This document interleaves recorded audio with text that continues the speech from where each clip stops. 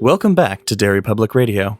Reporting from the basement of the Derry Civic Center, this is Joshua Kahn with the news. In political news, the Derry Free Zone held their first election. I am pleased to accept my new position as King of the New World.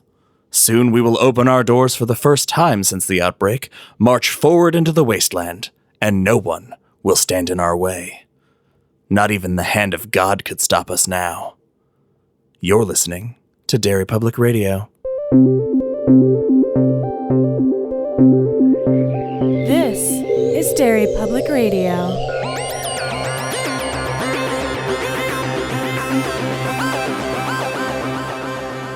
Welcome back to Derry Public Radio, a bi-weekly Stephen King Book Club podcast. I'm one of your hosts, Joshua Kahn, alongside CM Alexander. Hello, everyone. And Benjamin Graham. What's up, constant readers? And today we are tackling part 5, the most parts we've ever done on a book. Part 5 of The Stand. We fucking did it, guys. We did it. And we have CM leading our discussion. Take it away, CM. Thanks, Josh. Let's have a recap again for the 5th time. So Mother Abigail went into the wilderness. She went on a spirit journey, and she returns just in time to save everyone but Nick from Harold's bomb. She dies, but not before performing a miracle on Franny, who tells her to shove it where the sun don't shine. Yep. We have our last committee meeting. Harold and Nadine begin their self-imposed exile. Stu, Larry, Ralph, and Glenn start walking west, only a few weeks behind the spies they sent, the judge, Dayna, and Tom. We begin episode 5 with part 3 of The Stand, chapter 61. The man in black has guard posts along Oregon's eastern border because somehow he knows not only that the judge is coming, but that he's not coming straight east through Utah. The guards have strict orders to bring him in because Flagg has special plans for him, mostly his head. And we open with 2 characters, Bobby Terry and Dave Roberts. Right off the bat for part 3, the most exciting thing about the final leg of The Stand is it all takes place in the West. We have spent so long worried about the West, all the bad things happening in the West, but we never fucking see any of it. And I was immediately like, okay, this is where the action happens. The action doesn't start off good for our heroes. No, not super good. Well, and it's exactly the same thing. It's what I said when they had the idea for spies, which was, well, that's not going to work. And you know why we know that isn't going to work is because in this bit, we find out that Flagg has commanded all of these outposts because they know that Flagg said there's spies coming and that they need to capture both of them. Very specifically. Not all 3. Both not of them. Not all of them. Yes. Both of them. And why are they so loyal to him? Why are they so afraid? I feel like we get a sense of that in this chapter. Oh, because he's fucking terrifying. Like, what else do you need? They have this cool conversation, though, because one of them wants to go check out the dam or something, and the other one's like, go for it. And he's like, yeah, fuck I don't think that. so. Because he can just show up. We learned that the West, it's not all in Vegas. The Free Zone, it is all centralized in one city. But the West, they say that they have outposts in Portland, in LA, in all of these Western cities where they're working to get multiple sites up, and Flagg will just show up walking. Yeah, and it's like, how did he get here? He was so just over cool. here hours ago. Then we cut to the judge, and he is having a very rough trip. He's tired, he's old, he has arthritis, it's raining. I thought we were going to get more of him, and I'm so disappointed that we didn't, because the scene in the hotel was really cool, and I was like, okay, what's going to happen? There's going to be some like mini showdown between him and Flagg. Well, there kind of was. But beyond that, I was expecting him to make it into Vegas. Oh, not no, unassisted, never in a million but years. alive. No. I assumed this scene of the judge was all we were ever going to get of the judge. The judge breaks into a motel room, camping out for the night, and he wakes up to a crow peering into his window, just tapping on his chamber door. Quoth the crow, "Please don't shoot me with that fucking rifle." Yeah, the judge, it sees it, and it slowly comes into his head, like, this is the Dark Man. He's watching me through this crow. And so he just slowly reaches down, and he's like, if I could peg this thing. Yeah, he thinks It could he just might be over. trap That would be his fucking amazing. spirit in the bird. Anticlimactic, but Very amazing. anticlimactic. But he did something that made me realize I'm probably the judge in this story. How so? So, go on. He forgot to turn off the safety. Yeah, such a bummer. But did he? Did he forget to? Because throughout this third part, Flagg has little ways of influencing things. Or was it our Old Testament God? Yeah, he's a dick too. So. I think it was definitely the judge's fault because of the way that the crow freaked the fuck out when it saw the rifle. It was like, I didn't see that coming. And he True. like scatters away. Flagg has put out orders for the spies' heads to be brought back to them intact. And so when the judge gets caught, The most amazing thing happens. There's this showdown, and the judge fires on them once he realizes too late that it's a trap. He gets out of his car, and that's the moment he's realized, oh, these are Flagg's men's. And then the firefight starts. And the judge fires a shot, and it hits the windshield glass, and the glass fires all into this guy's face. And Bobby fires just a wild shot, and it just tears the judge's skull apart. And he is so proud of himself until he remembers the specific order, don't damage their head. That Yeah. was really good because my note was he gets shot super hard and Flagg eats Bobby Terry. Yes, he eats him, right? yes, Yeah, oh, he yeah. definitely eats him. Flagg just he's like staring at the corpse and like thinking, oh, now I have to run. And before he can even finish the thought, he hears boot heels clicking behind him, and it's so fucked up and really rad. But with one spy down, the next chapter, we immediately go to the most badass of our spies. Hell Our yeah. true female lead. Oh, hell yeah. Not Franny. Dayna. Dayna. Yeah, she's been accepted into the community. She's working a crew and She likes them. pumping Larry for information. That's That's gross. One way to say it. Larry's pumping her. I think that she's probably never faked an orgasm quicker in her life.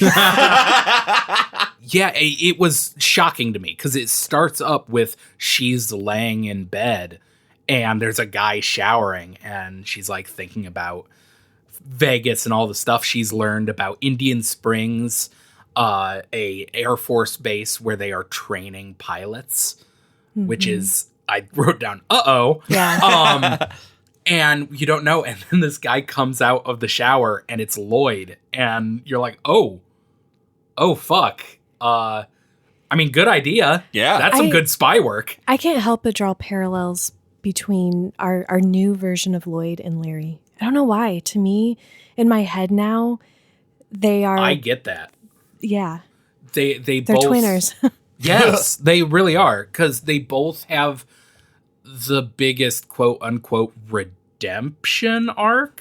I mean, obviously Lloyd is not redeemed in any way, but Yeah. he's a different person. Well, later he even says, I don't know what the Dark Man did to me, but he made me better. He made me smarter. And I'm so glad. I was so happy to read that line because that kept sticking out to me. And it was like, did Stephen King forget about how he initially wrote him? And of course he didn't. He's Stephen King. He's amazing and beautiful. And when I read that, I was like, yeah, okay. So even he can like sense that and feel that. It's pretty neat. Yeah. Dana's spying really well, but it doesn't last very long. No, because Flagg already knew that she was coming. She wakes up, is it the next morning? It's Or in the really afternoon. soon. Yeah. And she wakes up to being kicked. By Lloyd and a man named Whitney. Whitney Horgan And then Jenny. her friend Jen, who Yeah. she works with. This was very humanizing for Vegas, even though it's so weird. They're doing this terrible thing. They're kicking her literally out of bed. They're really upset with her because she's a spy. So they're not being kind, especially not Lloyd. But Whitney, she can sense and hear the regret and the sorrow in his voice for what's going on. When she's been exposed and Lloyd's kicking her, she screams to Lloyd, "I gave you VD." Where did she get VD?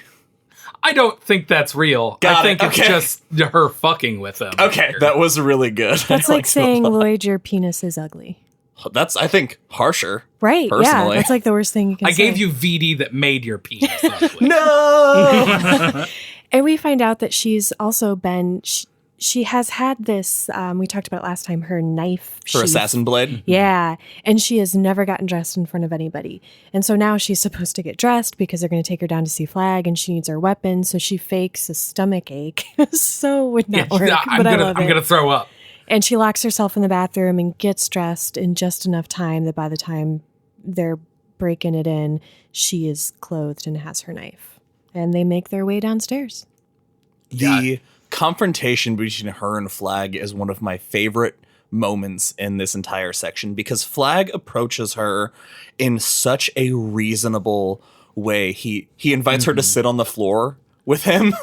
They sit cross-legged across from each other and have a talk. It reminded me of a little palaver that a gunslinger once had with a man in black. Oh, shit! In the Golgotha. Yes! Yeah, oh, that's amazing. It gave me such flashbacks to that because Dayna is 1,000% a gunslinger. Mm-hmm. And that conversation is so meticulous. Flagg is saying, "Look, I don't know what they said to you. we're doing fine out here. We're doing our thing. You guys are sending spies. You guys are the weird ones." Hands her a map with all of the areas highlighted where his people are and says, "Hey, you know what? I'm not going to do anything to you." Gets on the intercom. "Lloyd, go gas up Dana's motorcycle. She's going to be gone in a minute." Comes back. "Here's your map. Here's all our people. Look, if you want to send people, send them. Don't send them as spies. Let's be friends. We don't want to mess with you. You don't mess with us. It's fine. But just one thing before you go. I know there's another spy, and I know you know. So who is it?" And she says she won't tell. So he gets back on the intercom and says, "Lloyd, don't put gas in that tank," which was his fatal mistake. And she attacks him with a banana. That was so good. It's such a weird detail. It is something that I have... It's such a memorable thing. Like, I will always remember. I pray it's in the TV show. I don't remember if it is. Oh my God. I hope it is. It's such a distinct, like, iconic moment that I always remember it, but rereading it, it's so ridiculous. It is. That's why I love it, though. It's like, that. What would you do in that moment? Throw yourself through a window, I guess. Yeah. Yeah, let's talk about what she does, because I think this is the most epic battle in the whole book. It's definitely... Yeah, I think it might be because I wouldn't call it a battle, really, because... Well, it is, though. He was trying to charm her, and she was battling for her self-control. He was trying to invade her mind like he has done all the people in Vegas, which we get a little more insight into when we're back with Tom. I guess I was just thinking because, like, she doesn't really throw any blows, except to her own face. She does punch herself in the face to regain control a little bit. Which is a move Flagg is not expecting. And neither is he expecting her to throw herself head first into a plate glass window. She gets her head all the way through the glass, but she doesn't break the glass. And she knows if they get me back out, they're going to torture me until I tell them. So she just rams her neck against one of these shards of glass sticking out. And it's fucking badass. And Flagg thinks to himself about it later, and he says she didn't even hesitate a second. Because if she had, he would have had time. He would have turned that window into a banana. Also, interesting that by doing this way of, like, not only did she self-sacrifice saving Tom, but she did it in such a way to destroy her own head. Yeah. The only thing that Flagg wanted out of her. Oh, fuck, I didn't even think about that. Denying him of this need he had. And beginning Flagg's downfall. And we should also mention she only knows that it's Tom because she saw him coming in when she was up in the crane changing the lights. That's right. Chapter 63, it's really short. It's just a little boy. He's playing with Tom and another woman, and they're sitting on a park bench, and up comes walking Julie Laurie. Julie fucking Laurie. I forgot this character existed. Yup. My note just has her name in all caps because I freaked out. Yeah, it's been, 900 pages since we've seen this But character? she is such a Stephen King character. Yeah. You hate to read about her. Yeah, she sees Tom and recognizes him from running into Nick and Tom in wherever it was, Nebraska or whatever. But more importantly, the next chapter, chapter 64, here we are, you guys. Harold dreamt his death, and he is now living it. Okay. People who listen to our show know, who've followed us as we talk about the process of this show on social media, that CM edits our podcasts, and I listen back to them and write all of our episode descriptions and episode titles. I was listening to the episode where that scene takes place, where he dreams of himself dying on a hillside. I listened to it yesterday. Is that when you got it? And I was like, motherfucker, I just missed it entirely the first time. Dying on a rocky hillside. God. Because as he fled with Nadine, well, the chapter starts with him dying. Yes. His leg is shattered, and he's just lying on this desolate mountain. He and Nadine were on their bikes, and they're coming around a bend, and there's an oil slick sort of conveniently placed, and he hits it, and he just goes tumbling over the edge, lands bad on his leg, breaks it, but the momentum that he has, he flies up in the air again, and he comes down on it again, and it's a brutal wreck. Yeah, I cringed reading it. I hate Harold, but still, anytime I read, I felt it snap again. It's like, oh, Jesus. What did you think of the reveal when he kind of comes to and he looks up and he sees Nadine and he's like, throw me the rope, and she's shaking her head? Yeah, it was Flagg that it wasn't a random accident. It was Flagg saying, this guy has served his purpose. Fuck him. But he gave her a choice. That's what she says to him, that he gave me the choice, and trust me, this is better than what he would have done That's to you. right. Yeah, But because he doesn't like Harold either, which kind of made me feel like, damn, Harold. But I think later, it's either here or later, that she's under the understanding that this was supposed to be the quick and painless death. And it certainly was not. Not for lack of trying. So, Ben, you mentioned that this is where things start to go wrong when he's denied his prize of the heads of these two spies. And this is another thing. It was supposed to be quick and painless. It was. I believe, I agree, because if he had been quick and painless, Harold wouldn't have had the chance to steady himself down in this ravine and take a shot at Nadine. And almost kill her. Very nearly kills Nadine. So Flagg had to kind of like fight him from a distance to keep Nadine safe. this So it was is one more of work those- for him. Yeah, this is one of those like slight influences that Flagg has, because as Harold is drawing a bead on Nadine, he says, this second shot, I will hit her. Just then he feels a push and he tumbles back down the And hill. it goes wild. What did you guys make of Harold's apology? Oh, fuck that. he writes in his diary, he crawls all the way back up to the road and gets his fucking diary and is basically like, dear diary, sorry. The devil done did me a trick. Oh, I can't believe it. I know it was bad, but sorry. Did Harold just become a doggo meme?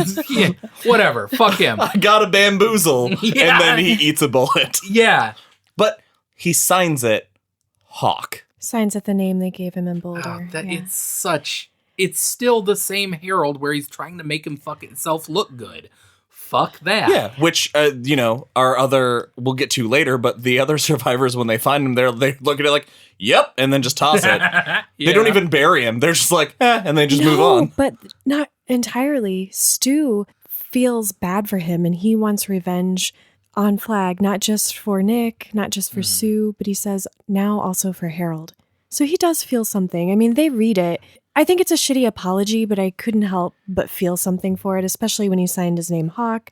Just, as we talked last episode, that was like his moment. Mm-hmm. That was when he could have turned it all around and been okay. Yeah. Stu also does him the kindness of taking the gun out of his mouth and just setting it down.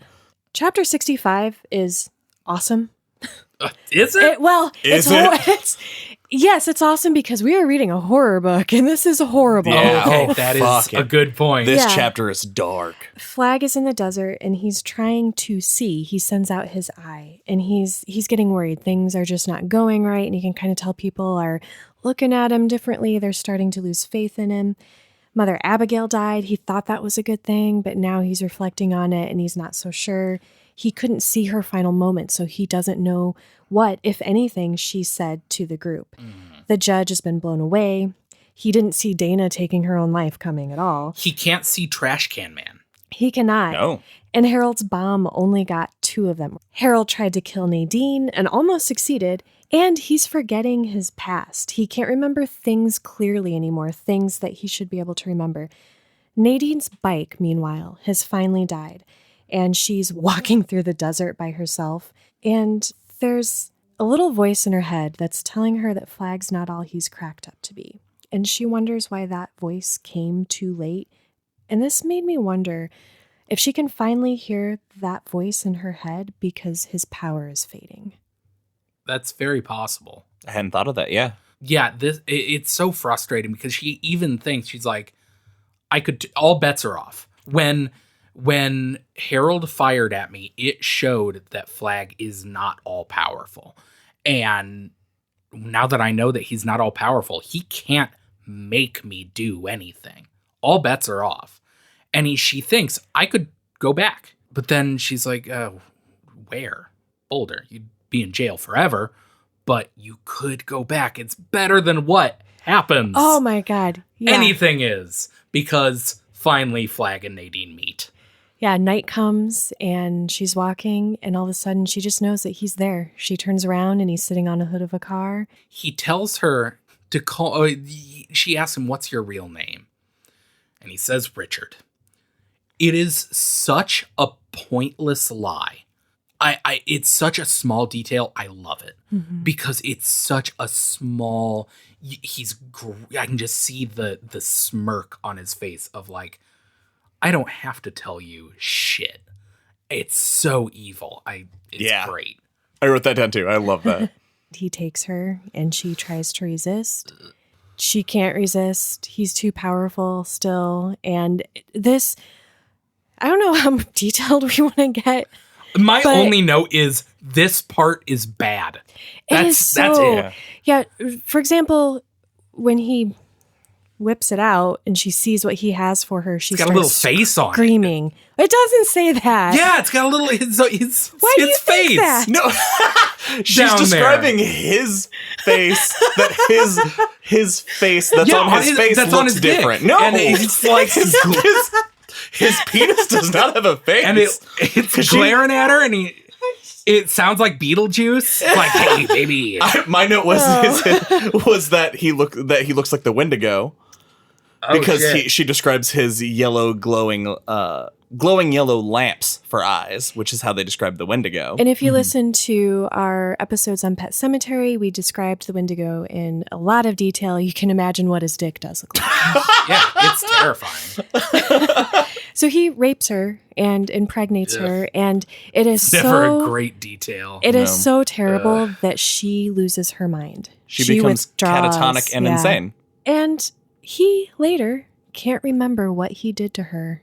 Yeah, it's bad. Yeah, that part is like just that final gruesome detail that ties it all up and makes it all even worse. Later in that night, they're sleeping in the desert, and Flagg wakes up afraid because he feels that something just passed him by in the night. which is so cool. Yeah. Especially when we find out what it was that passed by under the full moon. Love that. MOON, that spells we're going to hear in a couple minutes. I still can't do segues. Nailed it. While this is going on, things are not going well in Vegas. A misunderstanding on the level of Harold Lauder causes Trashcan Man to go rogue. I love this. That's awesome. I love that this happens because it's the previous day while Flagg is out in the desert. Lloyd hears that Indian Springs, the staging site of their Air Force, has been set on fire. There was a huge fire that killed people and injured others. And who set that fire? The hero of the entire book, the Trashcan Man. I'm with you. Trashcan Man's the best. I told you. He's been bringing back toys, quote unquote. And I don't think we really touched on this, and maybe it wasn't in the previous, maybe it was more clear in this section. He has this knack for just finding things, useful things in the desert. They say he's like a heat-seeking missile that he'll just wanders. He's like truffle sniffing. Yeah, truffle sniffing pig, where he goes out into the desert. He isn't given orders. They keep saying that Trashcan Man is almost as strange as Flagg himself. Even Flagg has Even that thought. Flagg is like, that dude's weird. Which is why I brought up that Flagg can't follow Trashcan Man. What else can't Flagg see? Anything holy. Ooh. Yeah, Tom. Tom. He cannot see Tom because Tom is pure and of God. He can't see. He didn't see Abigail's final words because they were coming directly from God. He can't see Trashcan Man. Because Trashcan Man is a servant of God. As we find out in the Some might final say chapters, he's the hand of God. no, absolutely. I would 100% argue that is correct. Yeah. But he had brought back a bunch of incendiary fuses. These like timed, they're like thermite fuses. Yeah. And one of the other Vegas people who he has become friends with, who have come to accept him, makes a simple joke of, hey, everybody hide your matches. Trashcan Man's back. And immediately all of that work is undone. God, yeah. In a big way. He is on the outside again.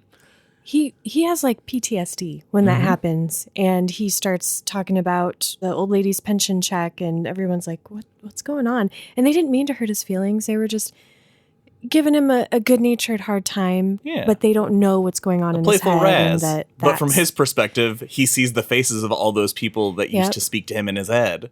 And so he's like, you know what? I'm putting incendiary devices in fucking everything. Let's do it. Yep, and just blows everything to shit. Killing one of their pilots. Killing both of their pilots. Oh, no, not yet. Oh, not yet. Not yet. Sorry. Spoiler. And just doing all of this, and Lloyd is freaking out because this is bad news. And that's the time that Julie Laurie decides to show up. Julie Laurie. So great. The note I have is Julie Laurie, all sexed up, goes to see Lloyd and wants to use Lloyd to get the credit for saying, hey, I know who your spy is. Your spy is this deaf mute, Nick. He's got to be here because he travels with this guy, Tom Cullen, and she tells him all this information. He's like, yeah, you know what? I'll look into it. If it's true, I'll make sure you get the credit. Put your boobs away and leave. So we know, all right, the bad guys have a bead. They have got their first line on Tom. Then we cut over to Tom, and Tom sees the full moon. He knows it's his time to go back. He's booking it. Okay, the most important part that I want to talk about, the beginning of Tom's journey, is his impression of Vegas, because he says, kind of like Dayna, they're just people. And for the most part, they're just as nice as the people in Boulder. But he said they have a weird smell, and the way he sort of describes that smell is that there's something off about them. And every once in a while, they all go silent, and their eyes glaze over, and they do things without being given instruction. It's like Flagg is controlling. I mean, not only has he manipulated these people because he's lied to them, he's scared them, you know, in reference to Boulder, like they're coming to get us. We need to protect ourselves. That's the pitch he's given. But he's controlling them. You're never given a full idea of just how far Flagg's power spreads. Yeah. Because they even say that at this point, it's impossible to differentiate the truth about Flagg from the myth that has sprung up around him. And it makes you question the villains that we think we know. Are they villains? I mean, how complicit are they in what they've done? The human bad guys. How bad, how much of it was Flagg's power asserting itself. Well, I think we talked about this on the past 2 episodes, kind of pieces of this puzzle, in that when we discussed where would we end up in this, and I made the joke of I'd be in Vegas because I'm a coward at heart. And then we also talked about that these places aren't built of good and evil. There are people in the middle who have to decide where they wind up, and it is just as there are not the best people in Boulder, there's not the worst people in Vegas. They just went there because they were drawn there with a stronger pull. Mm-hmm. It's not black and white. Right. Chapter 67, Flagg is back, and he and Lloyd have a tense conversation, which leaves Lloyd feeling even more doubt. Flagg comes back, and Lloyd is terrified. Lloyd is so scared to tell him about what happened in Indian Springs and about Tom, because he checked on Tom, like he had heard from Julie, but he didn't check on it right away. He waited until the next day, and Tom is already gone. But he also didn't have all of the information he needed, because we find out that Flagg has not trusted him with everything. Yeah, there was the list of the committee members. Yeah. So she said Nick's name, and if he had had that list, he would have made that connection, and they would have caught Tom. And that was Flagg's bad. Mm-hmm. So Lloyd's terrified of Flagg, but also his faith is starting to be shaken.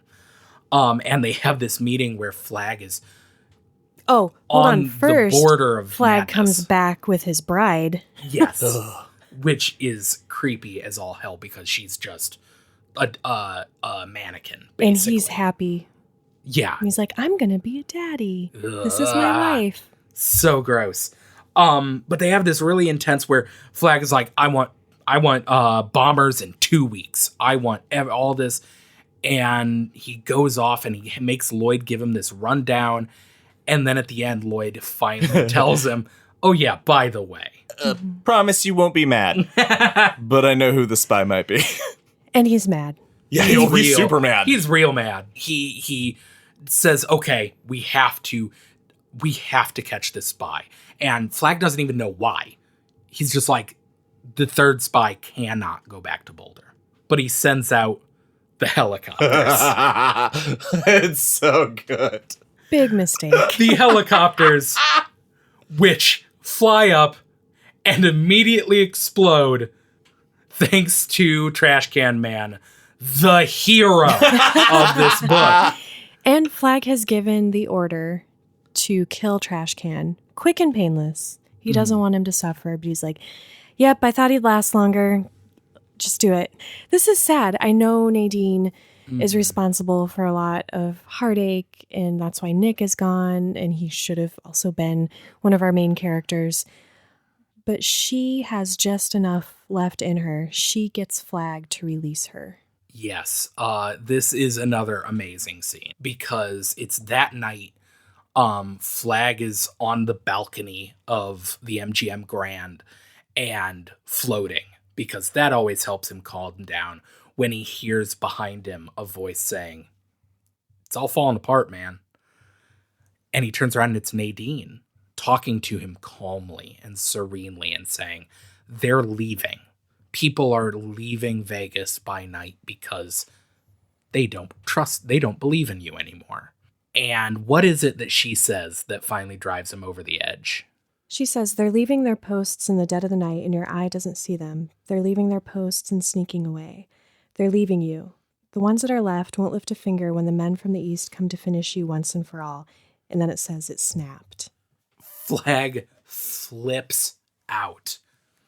And we've seen him go into these temper tantrums every time that something goes wrong. When Dayna killed herself, he picks her body up and kicks her around the room. When Lloyd delivered this news, he started throwing stuff. Including Lloyd. Including Lloyd.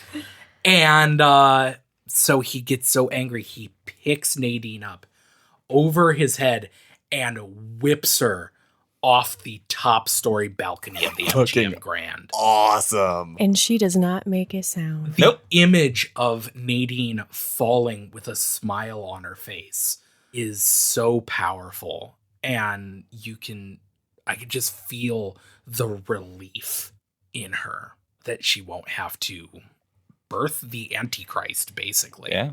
Stephen King did a really good job writing these characters who, on the surface, it seems pretty clear, like, oh, they're evil, they're bad, but making you sympathize with them, even after the terrible things that they've done. And I sympathized with her. She had a bad ending. I was happy for her escape. Yeah. We do get in this, I just want to bring it up for this one line. We get throughout this chapter Tom's journey east, which I wanted to bring up for two reasons. First of all, as he's traveling by night, when he sleeps in the day, he has a dream of Nick, which is so sweet. Nick can talk in his dreams, and it's so bittersweet because Tom's so happy to see him, but he won't tell him that he's passed. Yeah, when Tom's talking about being excited to get home and see Nick, and Nick just turns away from him. Yeah. And two, because at the end of the chapter, Tom gets up and he packs up his stuff and he starts heading east, and he prays to love, his friends, and kung fu. And I love it so much. He says the Lord's Prayer, but he doesn't know it. So he prays to the Lord who gives him kung fu in times of need. And it's beautiful. I'd like to combine chapters 68 and 70. I agree. Trashcan Man, we join him as he is burnt all to hell. He says that his skin is blackened with sunburn, and he has thrown away the amulet that Flagg gave him, and he is blacking out. He's having these moments of blackout because he's so dehydrated, and he was stung by a scorpion, I guess. Yeah. And that's when we find out that he saw his old ghosts haunting him, and that's what drove him to this point. And he knows what he's done is the wrong thing. So the only way he can make it up to Flagg is he needs to find Flagg something that will grant him redemption. Like a nice knick-knack. Yeah, like a I Heart Flagg mug. Yeah. Giant megaton atomic bomb. Or that. That's love. Love is an atomic warhead. Get me that on a shirt. Yeah, he's not looking for forgiveness per se. He's looking to atone. Yes. Because he still has this very weird sense of relationships. Yeah. Social norms. Yeah, well, he still has this idea of my life for you. He still says my life for you, but you get the feeling he's not saying it to Flagg so much anymore. Because the next time he says it, it's after he finds this book. I totally agree with you, because there's a moment, and I think it might be in this chapter, where it was when he was setting up all the bombs, and he thought, I could undo this. I could just stop and everything would be fine. But then he thinks about the fire and how beautiful it's going to be. My life for you, his God is fire. Fire, 100%. So he finds this bunker that has radiation signs everywhere. He heads down and finds this warhead, and it's so heavy, and it's deep underground in this bunker, and he's like, how the hell? I'm incapacitated, basically. I'm weak. I'm horribly burned, and it's up. I have to carry it up like 5 flights of stairs. How am I going to do this? And he thinks, love will find a way. Love that. And it does. God. Oh, it does.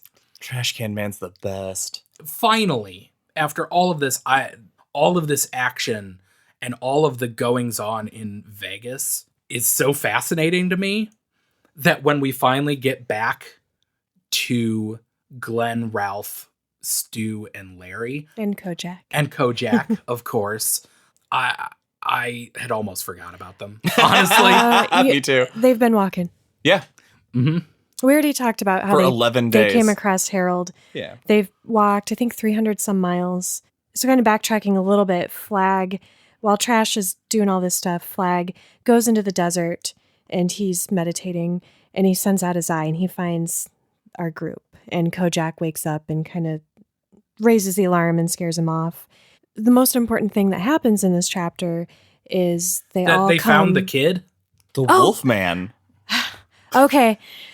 All right. We don't have to spend a lot of broke time on this. CM real quick.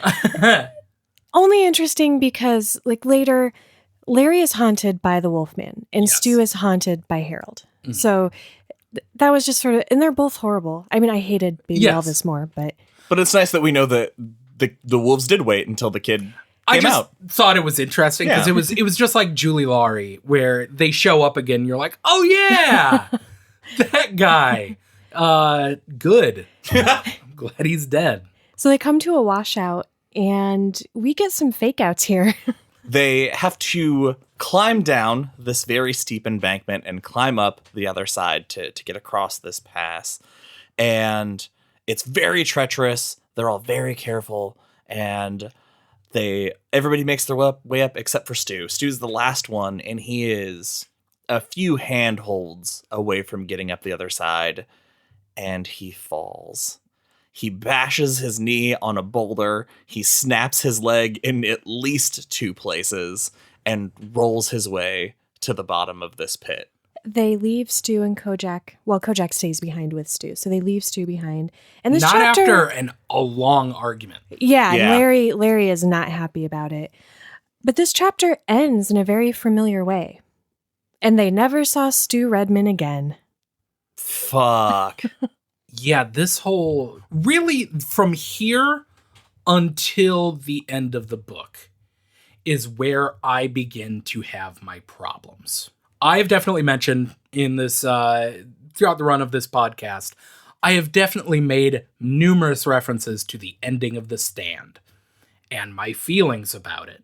And I tried really hard to clarify, to work out exactly what my problem with it is.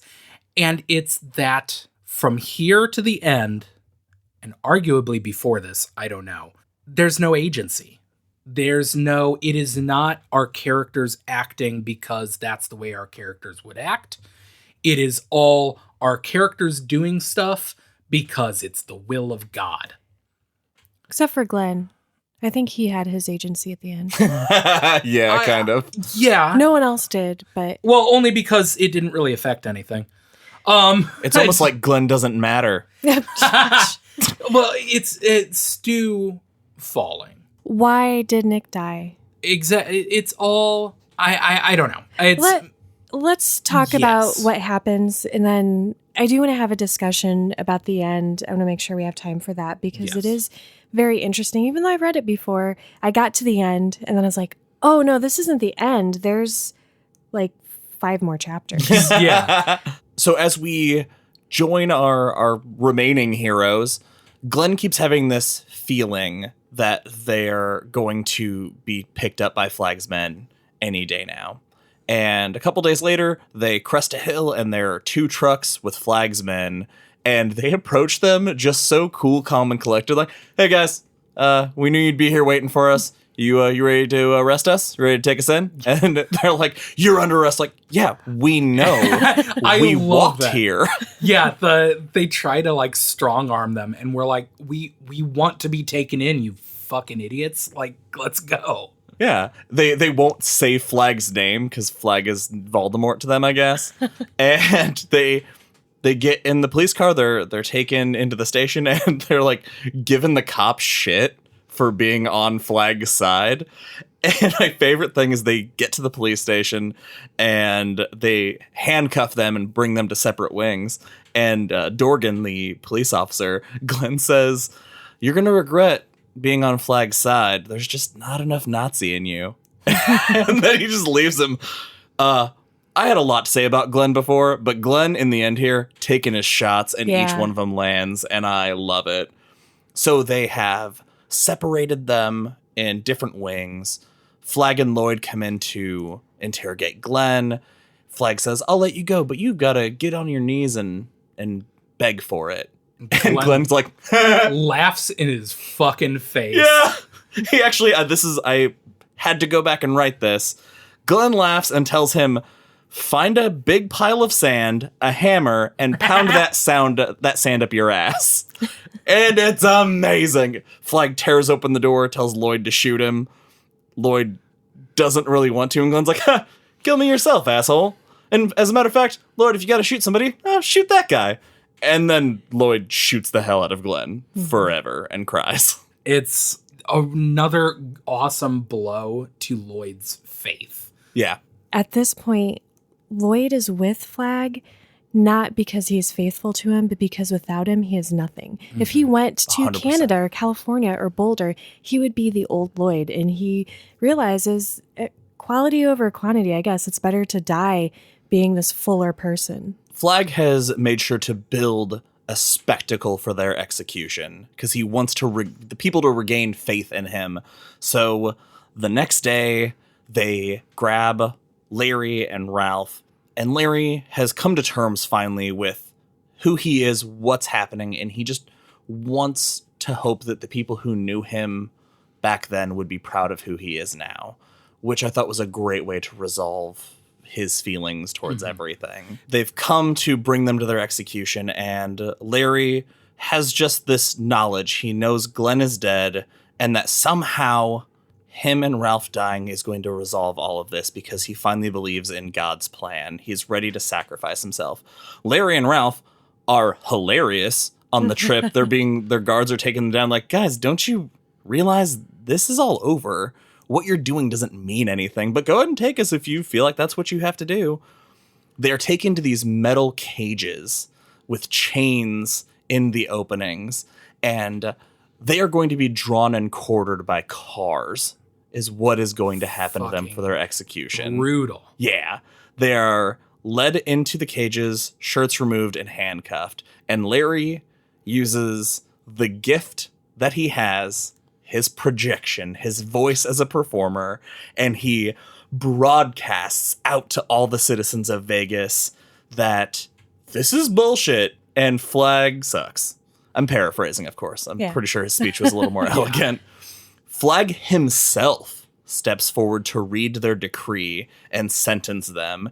He blames everything that has happened on them. He blames the Indian Springs bombing on these guys. Then Whitney, who I thought he was gonna have left by now. He didn't. He bursts through the crowd and says, "Stop this. It's not right. We are not monsters." He is the one person to denounce Flagg, which is pretty fucking rad. Yeah.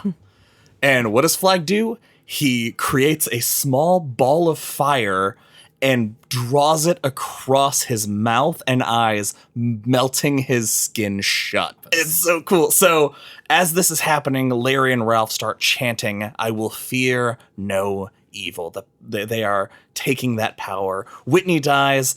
Flagg then holds this fireball at the crowd, asking if anybody else has anything to say, when all of a sudden we get the return of the Trashcan Man. The crowd breaks and scatters because he is driving an electric cart in the last stages of radiation sickness, so his body is legit falling apart. There is an illustration. It's so in, cool. In my copy of the book, at least. Disgusting. Yeah. It's bad. They say it's like his eyelids have fallen off. Yeah.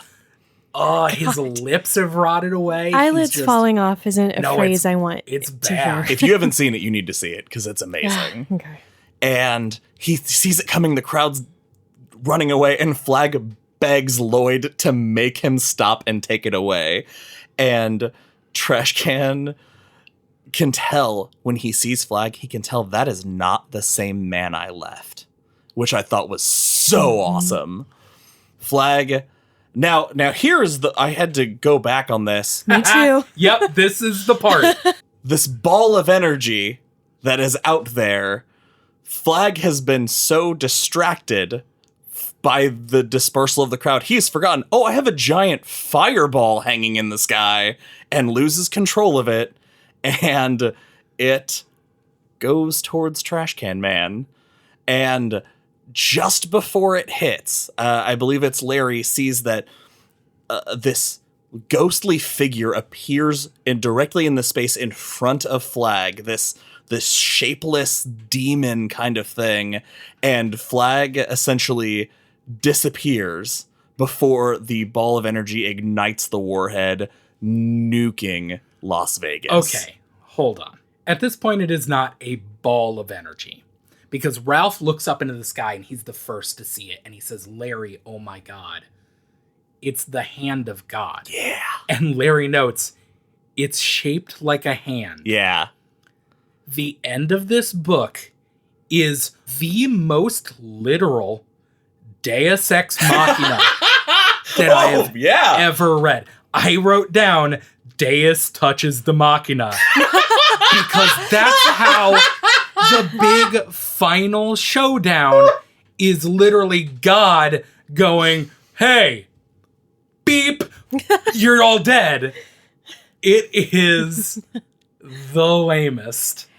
I mean, okay, it's cool. Okay, sure, you got me. It's pretty awesome. Cool. But my problem with the whole ending is that there's no heroic action. There's no agency. It is our heroes are locked in a cage. They do nothing to cause this to happen.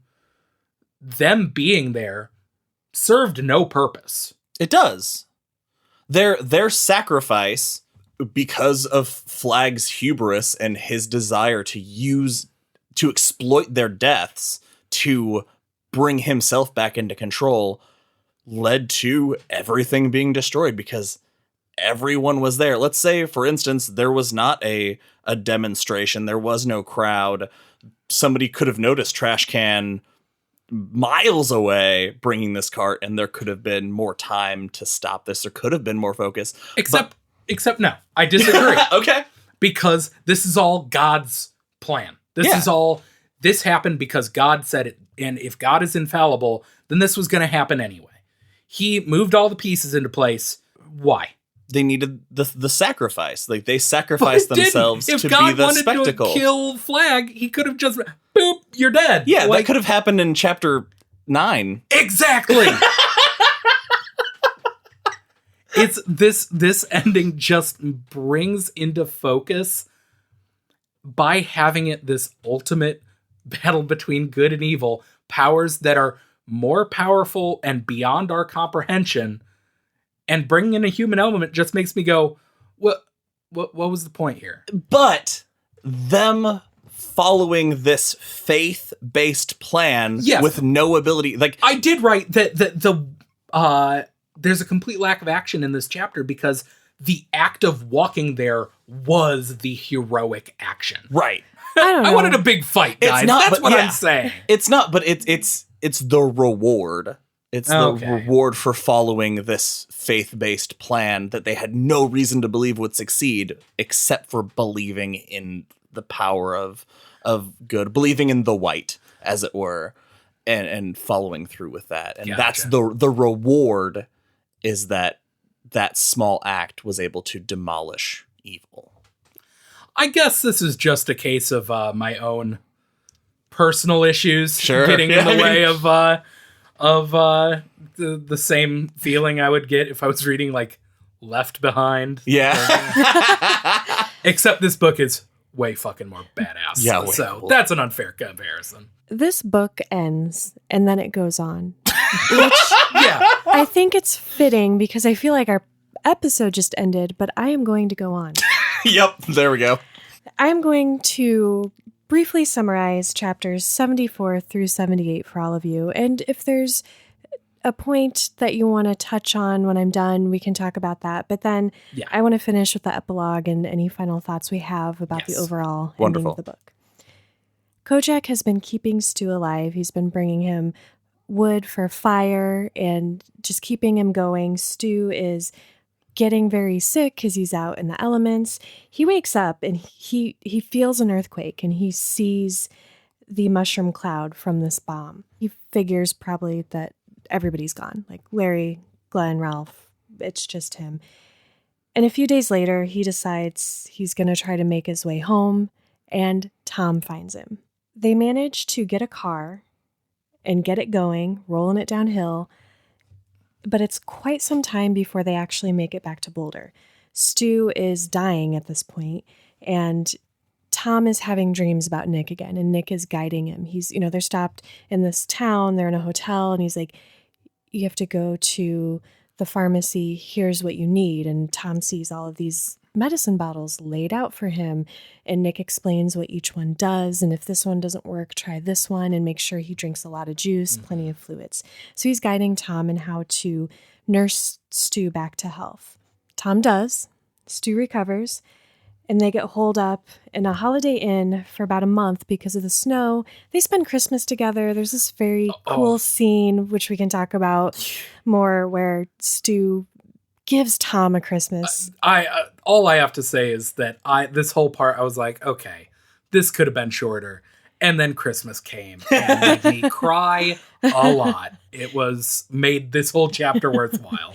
And this whole time, Stu is having dreams about Franny, and he has this feeling, this intuition that if he doesn't get home, something bad is going to happen. So they decide that they're going to go for it. They find a snowmobile and they make their way to Boulder. They get caught in an avalanche. Things get kind of hairy, but they finally make it back. So Stu and Franny are reunited. She has already given birth, I think about 7 days before they get back. And the doctor thinks that the baby is going to be okay. Well, there was a scare. There were some caveats. Yeah, when he first comes, they say that the baby has Captain Trips. The babies that are going to be born now to parents who maybe weren't both immune, they are going to have it and they're going to have to survive it, basically. Yes. But it's not fatal for them. So they just, being a newborn and having this flu is going to be dangerous. Also, Lucy is pregnant, and that made me real freaking sad. Oh, God, I was so sad. Larry would have been so excited. So winter ends, it's spring, and Franny's starting to get homesick. She tells Stu, we don't have to do it right now, but I want to go home. I want to go back to Maine. Boulder, at this point, is getting too big. Stu is not on the committee anymore. He's not sheriff. It's just a different community. Not bad, not good, just different. It's really? Because I wrote down the zone sucks now. It's not their community anymore. And so they decide to make their way east. A few months later, we see them at Mother Abigail's home with their son, Peter. This is the dumbest idea ever, right? 100%. She's like, hey, I want to move 1,000 miles away from the only civilization that there is. And when he's like, what if you get pregnant? She's like, we can make medicine. What? I don't think Fran and Stu are going to be able to make their own epidural. Why don't they should move a couple miles outside of Boulder. Yeah, that makes way more sense. Or get a group of people to go with them. That's the point. By this point, there are more than 18,000 people in the community, which is massive. There were 11,000 people in the zone in April and 8,000 more by May. That makes 19,000. Jesus, 19,000. So there are 19,000 people, and they even say, we gathered here for a reason. That reason's over. We should start spreading out again. But maybe not all the way across the country at first. Yeah. Maybe spread a little closer. Sure. Not so thin. I, honest to God, thought they might just settle in Nebraska. When that moment happened, I thought maybe like they decided that would be the place. But no. They have a sweet setup there. Yeah. Bitch and tire swing. Anyway, epilogue time. This was cut. This was not in the original. This is added. It? Yes. This was. Oh, really? This epilogue is added for the uncut edition. I like it. Holy what did you shit. think of the book ending and then the book ending and then the epilogue? The book's ending. Short and sweet version. Flagg's back is the epilogue of it. He comes to, just opens his eyes. He just exists again. He's fully dressed. And his memory just like starts coming back. He like sees the water and he's like, oh, there's a boat. How do I know that's a boat? I'm sure I know it's a boat. It's fine. And like existence just starts coming back to him. And then there are these people come through the brush and they don't speak the language he speaks. He rattles through like 4 different languages. They don't speak any of them. And in the end, he's just like, huh. Yeah, I can take these guys over. Here's my question. Is he in the same world? I was going to ask that. Yeah. I'm going to say no. I don't think so He's either. He's not in the Stand universe. Nope. Yeah, I completely agree. This is just a new iteration of Walter O'Dim. Yeah. We could get a new book, just continuing where this epilogue left off. Love that. Time to rate this bad boy. Let's do it. Guys, first time reader, 1,500 pages. This is the biggest book I've ever read, and for all of the slow parts, for all the committee meetings, for all of the things that I didn't like, there are 1,000 more things I liked, and they all just built this world that now that we're done, I'm legitimately sad to leave this book behind because I feel like I know these characters and I know this world so well. I will miss this book so much. So 5 out of 5 blue chambray shirts.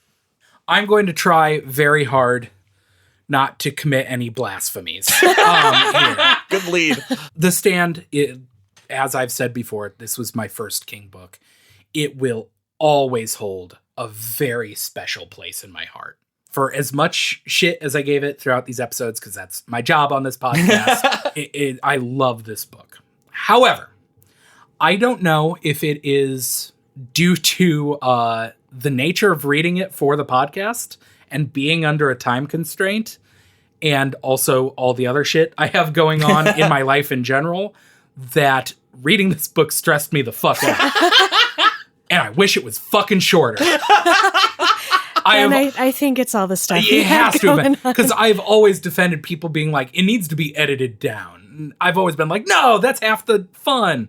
It could use an editor's touch. This is hard for me, guys. I don't know what to say. I don't want to... Listeners, please be nice to me. In my heart, I want to say 3 stars, but I'm giving it 4 just because it's the fucking Stand. For what? Blue chambray shirts, of course. It's the Stand, guys. Come on. You gotta love it. You just have to.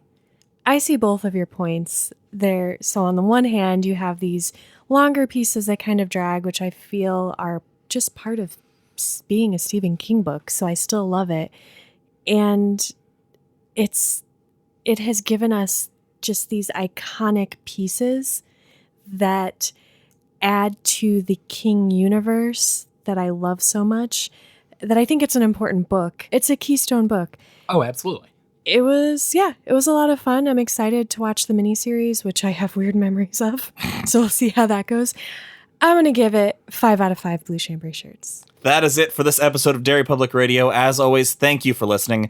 Join us for our next episode, part 6, as we cover the Stand miniseries. For Benjamin Graham and CM Alexander, I'm Joshua Kahn reminding you, life was such a wheel that no man could stand upon it for long, and it always, at the end, came round to the same place again.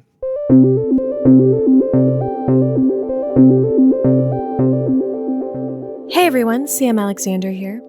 Thanks for listening to part 5 of The Stand. We referred to Old Daddy Flagg as many names throughout these episodes, but there are so many more.